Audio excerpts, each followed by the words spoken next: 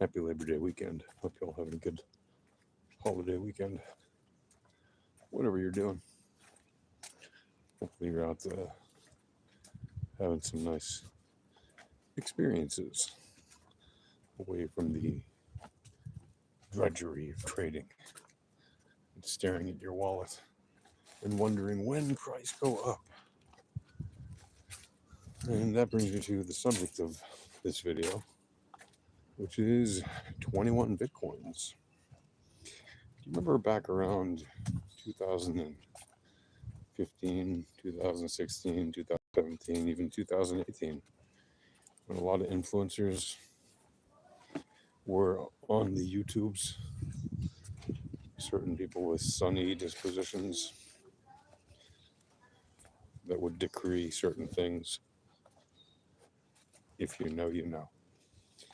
And they would say things like, try to make it your goal to have 21 Bitcoins.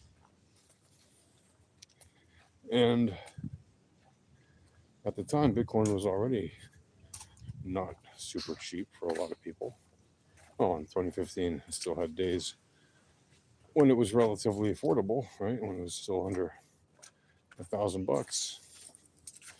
So it was possible for a lot of people, not most people, but a lot of people, to still buy more than 1, 2, or 3 Bitcoins fairly easily. And then by the time the bull run, if you want to call it that, the great buy pressure period of 2016 and into the end of 2017, saw the price go up from $1,000 to $20,000, basically putting it out of reach for most people forever. And yes, it again pulled back to the $3,000 level, somewhere around 3,600 or 3,200, depending on what exchange you were on, at the end of 2018, before once again rising to around $10,000, $12,000 for the fall of 2020, in March 2020, when it dipped back into the 3,000s and has not revisited since then. And later that year popped up to about over 60K. And it was over 50K by the end of the year or something like that, and then ran up to over 60K in 2021 before tumbling in sometime around May, after all that Dogecoin, Elon Musk meme coin posting, and people were saying that's the reason it fell. Of course it wasn't. It was just the VEPs. And then it dipped pretty hard in the summer of 2021 and rose back to like the high 60s in November of 2021, and then proceeded to dump down pretty hard until the end of 2022, and eventually at the beginning of 2023, again, significant buy pressure, which we basically saw last until March of this year, with a pretty long period of sideways action, right? Relative sideways action on the higher time frames in between, from like the middle of 2023 until September of 2023, right? And then after the peak of this year, it has basically been going sideways and down since then. And after the halving, people were all excited. Oh, it was halving. It's going to go up now. So I was certainly saying, as were my fellow VEPS traders at Alpha Trading, just because you have a halving doesn't mean this cycle is going to be like all other cycles. And even if it is, you can still have easily 6 months or more of very volatile activity shaking people's hands. And that's exactly what we've seen. And I hark back to that 2016, 2017, 2018 period to remind you that it was still the rage to talk about, doing everything you could to amass 21 Bitcoins because there would never be able to be more than 1 million people on Earth who could ever have 21 Bitcoins. And mathematically, that seems very sound. 21 million Bitcoins max supply. Divide that by 21. You got 1 million people. Well, what about the fact that Satoshi has something like 1.1 million of them in wallets that will basically probably never be touched? And there are millions more that have been that have become inaccessible. It is estimated that, around 4 million, let's just easy ballpark number, right? It might be 3, it might be 5, whatever.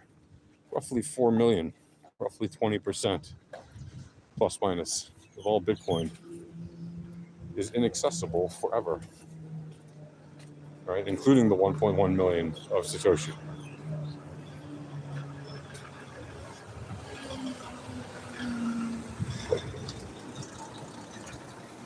So really, there's nowhere near 21 Bitcoin available for 1 million people. At best, there's 16 Bitcoin available for 1 million people. And guess what? That's never going to happen either. Because 91% of all Bitcoin are already in the hands of whales and wallets that are basically never going to sell except when they take profits and buy dips. And they know how to do that. They're whales. They move markets, right? Big central banks, huge financial institutions, governments, huge banks, individual whales. They didn't become whales by accident in most cases. Some did, but most of them didn't. Okay, the original OGs who didn't lose access to their Bitcoin, right? Present company accepted. Right? Those who did not lose their Bitcoins have many more than 21.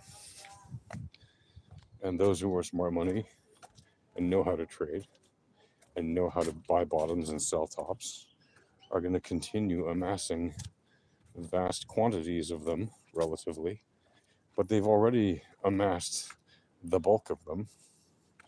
What is 90%? What is 91% of 21 million? Right? Well, about 2.1 million is 10%. That means that,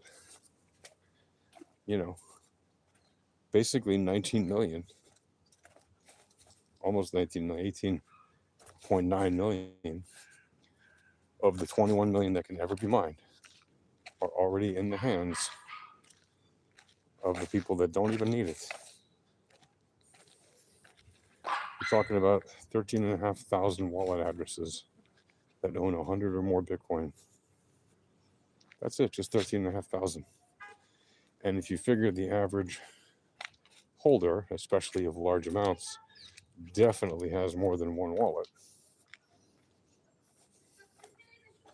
Satoshi had something like 25,000 addresses, right? Or 20,000 addresses with 50 Bitcoins in each one.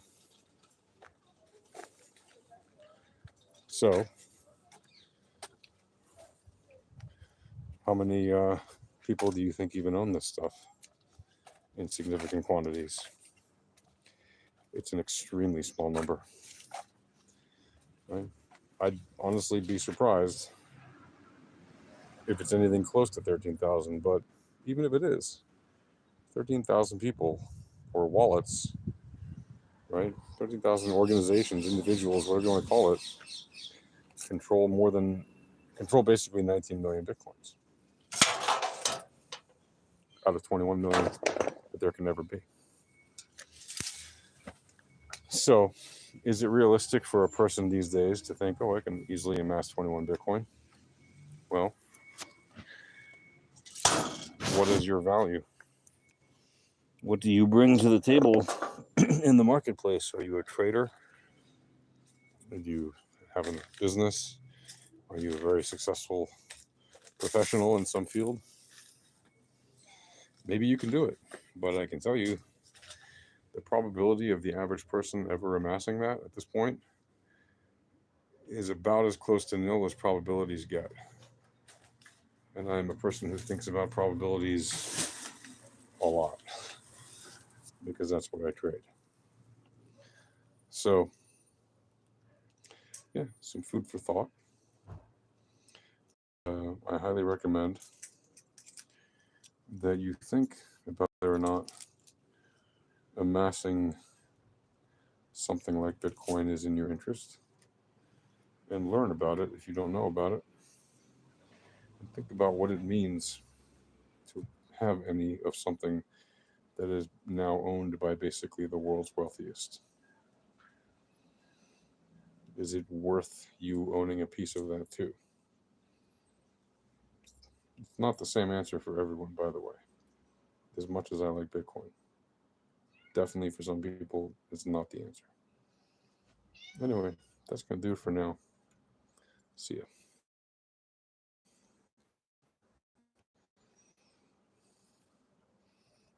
Hey, Brighton.